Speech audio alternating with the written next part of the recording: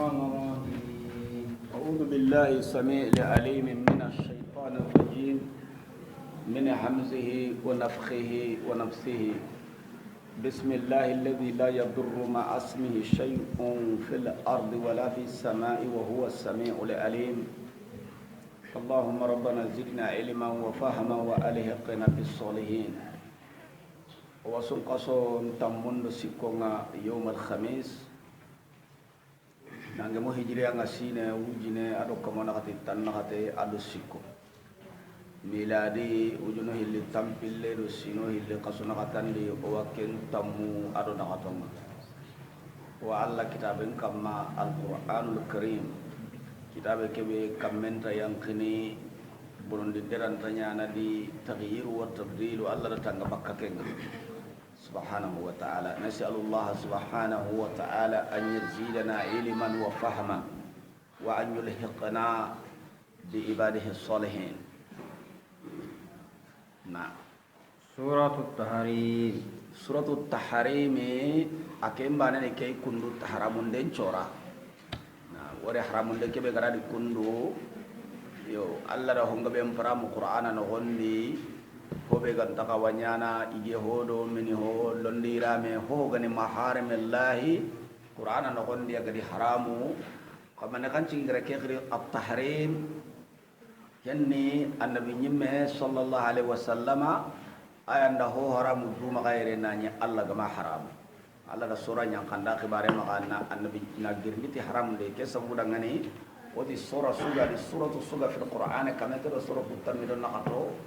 soro dan toga he suratu sutorante nga kebe amuken khibare ko linte ni sura kana ko na Bismillahirrahmanirrahim. Bismillahirrahmanirrahim urufunu tamilo kabo kalimanu nakati Allah subhanahu wa ta'ala to kono nyani Ya ayuhan nabi. Allah ran nabi nyim mankri ana khillati kundu ay ya ayuhan nabi qur'ana na hondi akhirin dem pangkan nikei wala na diga mentengen dai khitaban nagri ya ayuhar rasulu tanuku illi suratul maida di yo alla dan nabi nyimmen khirera wagam guno ke sura de khirende tanu hilli ana mu'min non khira de khirende tanu hilli ana kafir non khira de khirende tabani Allah subhanahu wa ta'ala tiya annabi nyimme Lima tuharrimu ma halallahu lak. mani khadangani anga ho haramun dumaka ahallallahu laka alla gada kebe denganda wari kenta gimmallai al muhallilu wal muharrimu huwa allah alla na ho dengene ikomonda alla na ho haramu ka ko ben nyimme gani raqilladi na ho haramu duma kana nya alla ga makkebe haramam maka walla alla fo haramu te na kenya duda ho daga ndinte den walla torni tun ka hundi emira annabi alayhi salatu wassalamu alla ragam were sorangirin danga birambe an akkoji dum ko kuwa maka tumbaru ighawa maka mariyatul qubti qisam ko gabe aktsaru ulama ida kenya reti tumbaru ko daga ndinte ngara wagella misra tun kanyo ngara tumbare kebe kinai kengane mariyatul qubti annabi kagu muku khadijatul kubra abane andare muku sara lemmu kunyeri be alla gadru annabi wor jagandi lenya karuna kati lenyi sikki lanya kalu kuna katika humanten do lenyi ku filli khadijatul kubra anda kumbangan ra ke mariyatul qubti anda lenyi rundi ke saraki ngane lenyi sikandi ibrahim tumbaru ku wi ko tantida saw kompedo dingira kenti dangane tumbare ne ke ara warante nganda ngani yalla ngama ya khindi goy an ko ma ya kare sharia an ko ma ya kare awamma amma ya khindi goy ada kan tenga nyimera ngani katurun tada nyakunna ka yakkaku siriado yakkaku hakken tanda anak idan ke tumbare kundu ani nabi alling ada mokosiri sakuta ka sarada idan kenya sababu ada ihajum murai hafsa bangi hafsa kenda tori yonki kenisiri ora wagel lisro benu kanyi sugunu annabi kagu mukulindo tumbaro ku isri Aisyah bint Abi Bakar Siddiq وحفصة بنت عمر بن الخطاب كوني سوغنو تمباري يغن كدي مقصري والنبي كروسني داي مقصري الله وجل جندل تن سورة كدي نوتو النبي مهلاي nan daga waraka bunya garu kubenu godi ya ga sigindi annabi da gallenda halalenga awa kusu jilagin delli tigi sora kedi annabi hafsarai a ati ya rasulullah i kota i turu i kompendi keda toro ando tumbare na liwi kota nyani anturu ni yayi nan daga ampajun danginda mi isauranga annabi alaihi salatu wassalam anta haybe mulati hafsada ko anta gemmanga tumbari areke lengi dangi halinna him paramu lew atike nga gemme wati da haram ida khibarin paramu lew kama ko sere de la taqbirinna bi ahada maka ko sere sudah aywa annabi ga baga bange ke tumbari pi diginte ngado aisha be adaga sembe aisha da khibar ko konana nanta wago sereke to baro tubare le ara mogon tudde tay ada ngane allah subhanahu wa taala da nutuki tum ka hundi kebe gani tongunga na illen kara allah kebe la yastahi min al haqq ati annabi nyimme gollem pubru hanan ni manin jiganga da ho haramu dumaka ike allah da denganda serega nan ne qimo ko ndambe sudi mo ko suga dan kita ike allah ga da ho be ja halale nganta kem paramu yo ya kare paramu tabumu ambil lagat di sini nanda kita tanasu ya kareng haram ini o anta haram ini o ambil laruken kita ni nantanya kendandam para mukian tagemna Allah makille kini komesui annantanya kendandam para mu ho Allah gada dengan da angken nanti tangke mbutu tangke mame maka tanda haramu de anggo sembendi di bakkadui mo be sembendi mo tanadi Allah gada mo be dengen Allah da nabi jalagi hana manin ciki agada halale paramu duma iki Allah anda dengan dangani nyanna hom paramu nuna denge mari kan jika angada Allah halale denge angada Allah ga halale paramu duma Allah ka ahallallahu laka kian Allah gadi to on ta kai amati uhilla lak la kebe gada ganda kempede manini tuharrimu ma anga fo haramu num manida Allah gada kebe nyanda fo daga dinte nah tabtaghi mardata azwajika anganya riya kukudunga emur na mari amata nya riya ke la wari fi citwaran ken danga do serebane anaka me ya riya kukusura muri honni ke nanya kukudungan wo seren ni du tangade seren talla butun dini komeda antaro no Allah ko sendi nan tammo sere godungan dini ando soro e gongemu kudando kennan daga daga kanne kangemu se fodi ilfan Allah ko senya dabari ada mare men maka ken dabari de Allah subhanahu wa ta'ala ci anda Allah halalen para mudumaka kudo nanya kundungan de wara nya ko kenya ngem anda ditumbari are kele gidan gi halenda haram mudumaka kyange mu nabi ka gumunci na anda nya kundungan de kanda Allah butun de wallahu ghafurur rahim Allah ni ghafarinda nanya Allah subhanahu wa ta'ala ni hinna nanya ai kome ahin nan tingi komenga angandaru junubun dinna mehe junubu ke ga yanga yankini baka junubu ke do killebe tubu nyaga ni kafara nyaga ni mo gondambe be ga Allah hinnante ana solution ne ko yang angga dunga ke ngana da barita kabane ngan junubu kafara ni illa idan bi ghufranihi wa rahmanihi yaghfaru liman istaghfara Allah wa kafare nya na komenda anga kafare ke suburi junubun dambe so makra ken junubun tanu nanti Allah ta yang pana kallen kan musyrik ka ko nya na fo ko te ya fo ko re nan kota sui angana tuwi bakadi nalla nyaga yampai ngakamane nyampana dia li'annahu ghafurun wa alla ni ghafarinda nanya rahimu hinna nanya ni nah qad faradallahu lakum tahillata aymanikum aywa Allah ta'ala rakutundi akadangani tahillata aymanikum qakkuna unga sande wari angana kuna tanta fobe nyana ampa kada dusitia angana kuna nan tanna fobe nyana kada ampa kada duye tuade manganda golle kenya kune na baganda jella gana nyanga na konto golle kenya na manya ngenta kalinganda manga kuna nan tanta kebe nyana anka hajul kinyai Allahu haramun de taibo ango da barni kanna kune ke kacenya tu bakkadu anna wasabakadu ti kafaranga Allah ra kenya ritire yani buna Abbas radhiyallahu anhu ati angana tanda nyakke ndangane ndam param ati kune nyani anga kafaram bagandini ada kana ke aya kara atawa soda ngane Allah farenga uswatun hasana Allah ke ko suratul ahzab ngonga na'am walakum fi rasulillahi uswatun hasana anya ke do farenga ati annabi nyimme nga harrama wa ja'ala al-harama halala wa kaffara an yamine ademu haramun de nyana ari harame ke ada hoddu da hodagandinde kembira ngo sababu no julu no nyini manin cigi ke sababu no julu nganya ayo wa faqa koni iyo gonon tiyayi annabi alayhi salatu wassalam aka go muku kabibe ganya maka zainabo bint jahsh akanyi yagare yi adu do kotonten ni ko annabi yagarum ko tun do kotonten ngoni do annabi ya khay wa me firni aken gida nyugo kuni gundun daga no nya iwa yage magandine mo kosiri yage kallingi rasulullah donc yage nyana ken maka daima fare alayhi salatu wassalamu ari inte ko tasu awarno zainabu bangi zainabu na yage ke dabara dangani na nyamini fonga gana irene ken danya dage mundakane fare na ro abange ke ken ni ko taswai ada yage ke sarawai maganda mini nan duguta kembira na bugu keda te inu ko toro wori ko tasu aga kitelle ke be mini no anti kumma yage anti kumma ida ko tasu anaro akembange ke do yage ke aga sarawai nai aisha ado hafsa iyanda ke garo mejinga iti wona hera nyona zainabu bange ke daga intu bagati khafaifir fuani funtu huani timenya nai ati memmanya nabi tatimi bure mulla aisha do hafsa da so ati lengi anda bugu zainabu bange agana tintin keran kempo hoy gellandra ganke aisha bange andra hafsa bange kona die manakati mena ngakon aga ko khafafirin timenga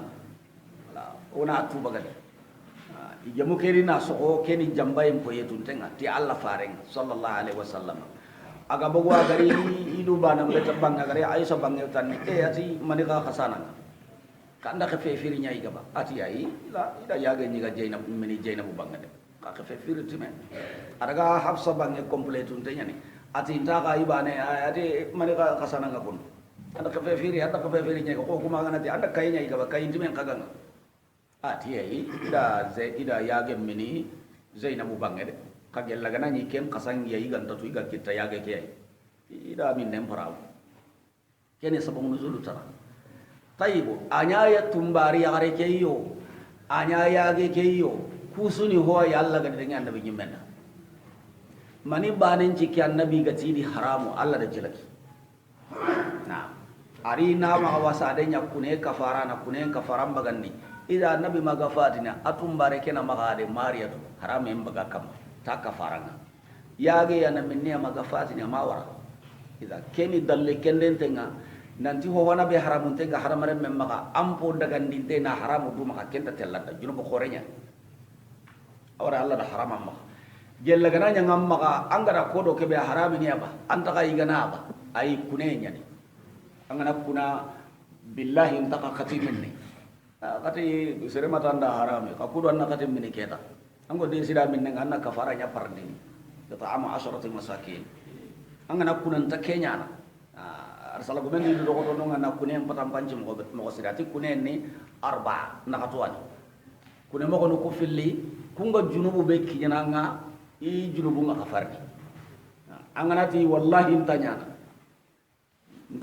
an qadanya tayyib kunen ke junubu nga anna bugudu iti kafara wallahi nanya na la yafalanna na kenya na ankuna anga maka da bare jalle Allah kutai nya gani maka da bare har Allah kutai ga ya daga ada bare de kurashi ganta nganga kune ke kafara magandi ku junubo kafarin de ngado kubate kune sikandi laqawli yamin Allah ken ke tan ko qur'ana di wallahi tomu kiani hobe annabi gada hajjari aisha dangane radhiyallahu anha kune be ga fitte dan diga mo Allah wali yamin fuqaha nun ti annam kunan chakun ten wa yankuna qarib bange anganya simana ke be kembe ko junubun tanga kafaran tanga lawli yamin ake junubun tanga kafara baganden tanga naam nakatandin ni yaminul ghamus na dutaw nan kuna garen kamma ko kiye ke hankan ne kenya na anna dutaw garen kamma nan kunati Allah to al kafara da ken junubum bakanga de mangan tubi taubatan nasuha itu yamin lo amusi manida wara nan de bindi nan tunni ni junubu nyadi junubu Allah di koy mankan no koy mangan tubi taubatan nasuha o dinga kallan ta akuna na gare kamma nda wara nda nta kasaga ne katai khadabana ando Allah na angana tubi bakka hubedi wande haqqi ganta di ken ko sikiyai nda golle ke wara nimisi anyangendi ntako sagane katay kada bada idan Allah subhanahu wa ta'ala tiyere Allah daga kuna unga sande farella wa kam angana kune ango siti hobe ga kune ke sita don bakkanga nakka cunga sabakkanga kama nenti da ken kakina kai ken al kafara it'amu 10 masakin miskinu tammi ken modu hido takande na manna ko me kanne foro manna bido sikisomo ulama anum pangkandaga iti tartibun tadi kune al kafara tartibun ngano kumbe sungkaso ngal angana dutaw nan sakdo ya kare sungkaso ndak kafara ado angana sire kare kafara itu kerakaba kuni tartibuje sugande tanda fa amma kafaratul yamin agalinganda miskinu kutammi gandi walla ni hetu hata magana linganda kome kan neforo magana linganda miskinu tammi tamudi ndengutan nakini ida Allah subhanahu wa ta'ala ati Allah gani tungkabe asirenya ne kadangani de kunen junubu ngana ka siti Allah hinne nda siro engam pakahe ken junubu ntaka bakanga manda gankara ando Allah na gan kiti nanan tugai me ada farella kunya ka kamma kakkudo ko wosene bakka kaiti ko na wallahu maulakum Allah ne kabbi sientun kanga wa huwal alimul hakim ayani tuana ke ana sutude kebe ga tuwa gada bokobe ko kadda gado kenya batte kana kisi al hakim ayani kite junge munde ndana Allah gada ge munde mo ko sudi sere maka kentele bande buruja de nanti Allah da ko kundua ana qur'ana kenni kundua ka ha o ga dan ke ko gara wanya na kundu sere maka wakile ke ngade Allah ayani tuana nga ana finu ge munde ni kiti ni ge munde ni wari mo gonde ko me suga na sako nalla kitu ku gurja nalla fotele banto ku yelema kenda ko anda ko nan tanke mpungo Allah itu awodi nanga hintu nan kotai an waya ga sirentu nan kotai kallen nan maka komen nyikendi de na wa yasarra an-nabiyyu ila ba'di ajwajihi hadith atan nabiren cimma annabi nyimme nga gunda katti i khoje dunkenga kenne hafsa ada masala gunda kattai kengani ko mollemme ke khibare nda haramu ha ka maka ko sereda de maka sere khibari tai de atan nabiren cimma annabi nyimme nga da masala gunda katti khoje dunkenga kenga hafsa binta umar falamma nabat bi birambe aga khibari ni tai ora ko gundo marna isu guntengo ya gare kedi buru sakuta sugendo kontrol limpankanga kendo aisha be maka akuramu nyana daga kurada koi ada kumolle meke khibari ya akhempelengi ada haramu mo gonga dangi mo suda ada kona dangani alla da do to kitum ka gonni na khibari nyang kandina kiti kubenu ganya iganta kawa ni kawara biranga yo Allah taala ni kiyai Allah taala de brenga nabi nyimme ngadi gundo nyakati ko je dunkenga birambe aya keke ga daga gundo ke khibari seretanada wa ajarahu Allah alayhi Allah da nabi nyimme mbanganda kamma ada yingin dai Allah da nabi nyimme to inde anda nyake gara gundo be gunda de hafsa ada ga gundo parsa de ada ga mo gongo karida de ada kemo ko do kemo ko ka kaga da ho ko mena ga anda la hidu mutu amma ga harsa ka daga la kamide ada nabi to Allah arrafa ba'dahu wa radam ba kenni annabi nyimmen jikko sirgu ma bonga arrafa ba'dahu ada yago tuindi hafsai wa a'rada an ba'di aballi bakki yogoy angadu hilla kaminde suru abbonon din den do sobata singa kayna igoy diga ngabe wadi kemmanya de hafsa ga diga mun kono aisha da aga di kono da mo gobe na diga mu be no koni ado aisha ga diga mu be no koni kumburni Allah taala kendi su ko annabi nyimmen ka annabi nyimme alayhi salatu wassalam ati hafsa dangani ke ga ko be gunda katanga jangkanda farsati ma farsati yang ando aisha amma kedo ada diga muddan tan toko yo ida diga nyawa sudo diga bonon to ko annabi makunca gandi de serengana amanati yangara diga obe no kondimu wallin cedai agana kute fike diga mbarka to hilli ko ta watu nunan tan dan diskuru ke sumu ida lere anya masalanga hinu dan tan to ko diga me ke no kondeta kama kedo nya ba keta gu manche manyino ngaba kembira watu nunan tan da diga me ke sumu annabi alayhi salatu wassalam ada finu dan tan ko to ko aisha hafsa da araga tunu nan talla da khibar jokinyan dia ya Allah taala ti annabi tikku sirgu makunda arrafa ba'dahu ada hinu ku yogo tuindini ko khurayen kamma kada ke ko wa a'rada an ba'di ida diga mu yogo ko annabi di falle ko ikunga diga malle manyi mena tunanta to golledi kenne Hafsa ado Aisha falamma nabaha bihi birambe agada Hafsa khibari tay qalat man ambaka adi ko gandang khibari kay Allah ke betro ligen naga gundon cukara Hafsa ti annabi da kondang khibari kay wari keno Aisha bani anda ida kona ya da ima ko siretanda Aisha anda ko nanda ike imme ma ko nanda ngani ko bani ndang khibari na qala nabani ali wal qabi ati tuwanan kore kyan den khibari al khabir inga nangani Allah ke be fingun don do asellanga kamane be ga hi kuntendo fi bangantentu kenya den tu indi de na in tatuba ila Allah kanya Allah dangani kutano nabi nyimen ka gumo kada Allah so khide kada junubu mutu junubu be ga lahini tubunga lanna ifsa'u sirri na gundom parasa na sereng gundom parasa o anta ko kuma ga hiya on tara gana ho kenya le junubu pokore nyane goyi ando serega da hobe gunda mena agata mbani akhirina konanda serengga mbani akhirina hon konanda angge makanya ho angari he kali wala nan nim kira min kiri hisobe anda gundom parasa de aganda kendo anya kono joge dire ida gundom parasa ndem pramuntenya ni himpo hana hanan nire ida nabi toro di halalenga Allah subhanahu wa ta'ala warni ken koni ahillandi dan nabi nyimmen gundom parasa asikan di suro filli daga nan nabi nyimmen di tumbari akarem makance ahalale kamane inti kadalla kutade ahillinda tubi kenci ka Abdullah ibn Abbas sahih al-Bukhari ngati sine iga do umur battenga igon ta sagai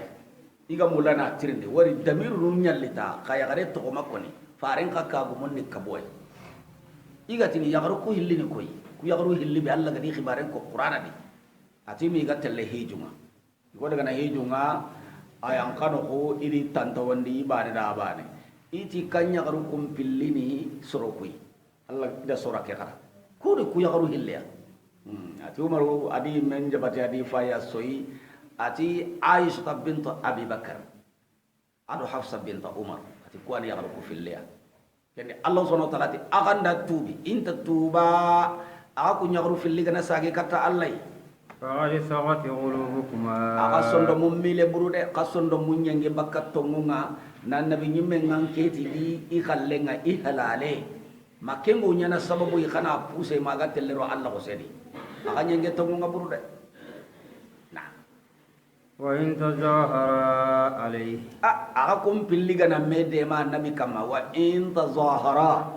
wari ya garu golle nyane kenga dai ni konkon kinemei aka kum teinu filliga na aka konkon kinemei na mede ma nabi kama da halalenga aka na kenda bari fa inna Allah huwa maula aywa Allah ko ni nabi sana nyai Allah ni annabi Hasan dananga wa Jibril ni annabi nyimme ke Hasan dananga wa salihul mu'minin ado mu'mini siru anga do ka kunya runtar ni sembe kita ango serbe kontronga ango da batte ango jagana Allah subhanahu wa ta'ala ti aga ku ngana ka kongkong kini me ike Allah wade mana sayna Jibril wade mana aka kunyi menu fa ba Aisyah anke mpa ba Abu Bakar ana nabi banganya ide Hafsa ampa ba Umar ana nabi karanya ide Jibril na karanya aka suka manni ke Allah yake na nabi banganya Hasan de hede tongume Allah na tongume nyakara Allah ko masiren tuna do tongume nyabatte o gana gaja tongunga nyamaka debe ke sunyin ke partinga Allah na nyabange anke tongume Allah na nyabange ananya hasana malakianun nanya hasana sire suka gani Allah komo sirei anti hatembui danga jalle make nanti bannani nanti kanan kene nanti segumeni Allah da damire lite wa salihul mu'minin mu'minun cire siruncu iwa tongume nya hasana ida kemre sire ma gaja garedi angane gaja nga ho dambedi anna tongum muradi yala nga tongun kamma ba tongu gantam maga haranga bonno haran toranya gadi maka gajadi ida Allah da hikma liti yere ate ka kunya garuga na mede mana ka kunkun kinemei فإن الله هو مولاه وجبريل وصالح المؤمنين Allah nabi sananya sena Jibril nabi sananya mu'minun muslimun kana nabi والملائكة بعد sananya ذلك ظهير wandrong Allah subhanahu wa ta'ala de ati jamana katan din malakiya nuncu wal malaikatu malaika nuncu ke dangi halle kincu ni annabi nyimmen daga ni de mandana esike ka ko ngarni ganya kanta ganya kanta suturi ne عسى ربه ame wadi annabi kama إن طلقكن agana ka kungara أن يبدله أزواجا ana ko safra gondenya annabi da yaqi yaqutana خيرا منكن kunya garu gam pasuka kunga مسلمات inanya silami yagarun kai mena islam agonna fasakai inanya tugundin ta yagarunga خانتات inanya battana yagarui طائبات iwanya na yagarui gattu bini kana junubenya igo sagane kata allai عابدات inanya allah battana yagarui timbati ngollu nyangunga سائحات anne ni sumana yagarin qoro iga sumuno allah dangani سائبات sayyibati anne ni yagarin qoro nga kubenu gadde mu yagini wa abkara anne ni qusuqay kubenu ngama yagi wa yabada lanna yagaru kubenu hilliga fi nyimenga ini kiyai hafsa bint umar annabi da yagarin qoro nyaw aisha annabi da quso nyaw annabi ma yagarin quso yagi yagunga aisha bane gahe agar hum benu quso mutu kunni aisha wa mariyatul khubzi aisha ada quso nya mariyatul khubzi ya tumbarenya ni khada kaya kan nyaw kudang di halle ga ya rasu ya ki ada ya gari qori nyaw Allah subhanahu wa ta'ala ti abme wadi Allah annabi kama agana khawara an wani umar bin khattab radiyallahu anhu fare kesuni agalla ga to nya ga do fare ngana akhi sanu yogonu ko hinu be nu go do fare kita anyi me kure kedi anyi me yakudi anyi me ka kedi anga kawa katamu ni na simme nanto amenda annabi nyimmen kita annabi nyimmen kallum me meranto kita na annabi yaquku haqqatinu ida tampindi ade kibare li umarui ati kembere inyi kanna madina no hondi sahaba nun cuda mugu nanti khasana tun kanyigo kendi mo gonchironde kendi tun kanyigo khorenya ko sasa nganati amerika ko nganati iris na kenda nyi kurunga benya ida kibaru mugu nanti annabi nyimmeke ikum magata dagaran kare agada no sutta ke ada suni ho kaga girina lekenai akata suda kasanu tungka nyugo kempeti sere sankinte kurenga maga aramenga maga serenga benne sahaba nun joti akendi koy tati warni madina rakhallaga sahaba ke ati ga saka ikapalle mari lakken konko ida nya kammo ati khibari khoteri de khibari khoreri idi kasanu tungka nyugo ke alleba parce que kembira sudo kenya jote nan jakana ngirati fi hobe gam qora kenga ayti mane ka bare na ati rasulun di yakungara de adi suara umaru tigiri iri fare ngali salatu wassalam kenda nyawa kompolle medi mashruba awa kompolle men gondi hatonga jongini takenya sakka annabi alayhi salatu wassalam awatu manadi igara istizanu nya hadam bin lemme be gano ko lemme nya nabi ko lemme ila tirndi daga na istizanu nya ta hana daga ari katu marwati ida kona da ma hoko de maruti bugu ri misidendi fon nei daga makinga timene tanu siki ko lemme ndi khiri di halle ya ta dungan da annallo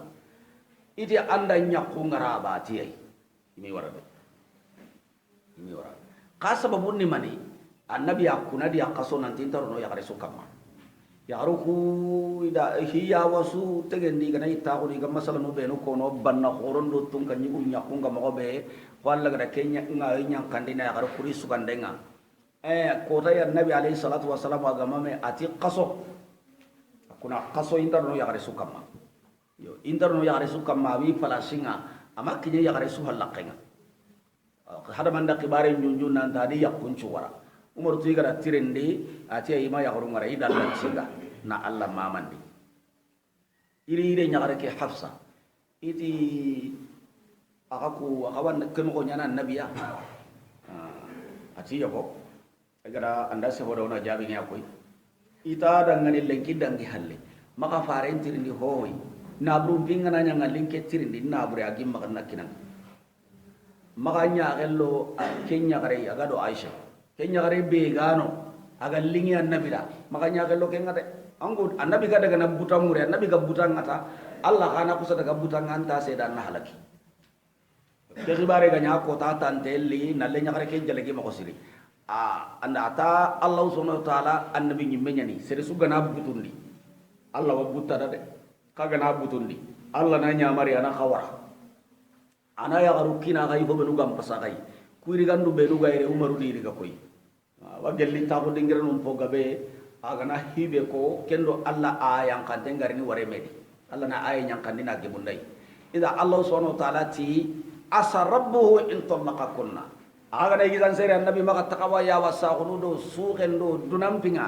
ana khasuwaran ni yakum baga kai Allah na ya garu saga ab kakum battendi khairan min kunna im pasagai fo hodam bedi inani islam ya garu qani inanya mu'min ya garu inanya battana ya garu qani tati kina battano inanya Allah battano inanya sumano iya gonu nanya ya garu qoronga gadi ya garu qorongutu ana ya gonu nya kanungutu ya ke sabu dangani Allah annabi nyimmeki alaihi salatu wassalam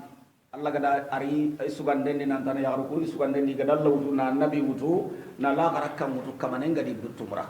kenya ya garu kukabi nabi kamma ya gare khina kahiya mafati engal kebire Allah na kuri qisa nuritini no kharangunde ana ya garenna kharadi igonna kharadi anke nyugo an kaga da tora sukita anya kukudi ganya suga nyange ma garim bane ga kita ganya suga nyange ma ganya fillo eywa ken nan ken jabatin dia de ken namma sigang golla kudana de ken namma sigang ga honya kebe ganta ke medina ni anke nyagare kana hakle kita islami nyaga nanga kecho be ga danki nai anga suguna di yagare kebe ale mena gare ani ba aya kenya ni de anga suguna da tumbare kebe tumbare ke Allah anda dengata anke ngana halale ngamobe aga daga ya garuna atibe ya ga suna halale ngakundunya ampo hedina ampo to seresu itenlundi ida kamanen na kulli tini ona kawanditia wari ango sirin toro no anja hanaba slo engo kitadi na nyanta bakase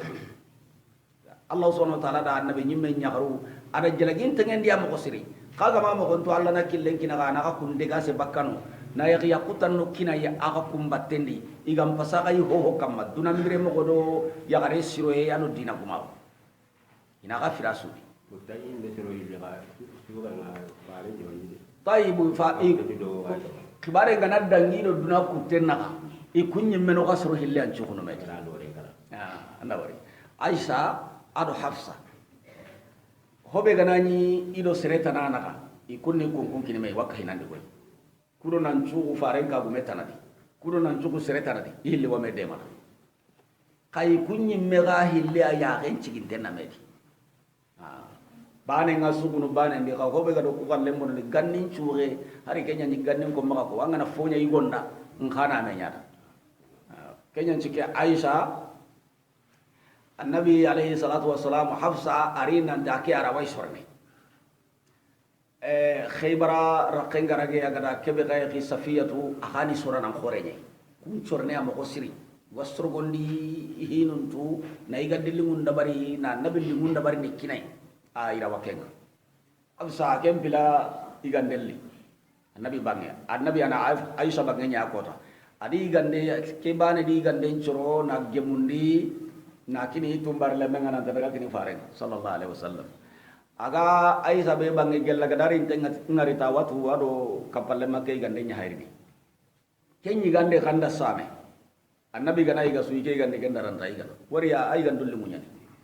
demene ngoti dillo kurarunde ada dunge mundai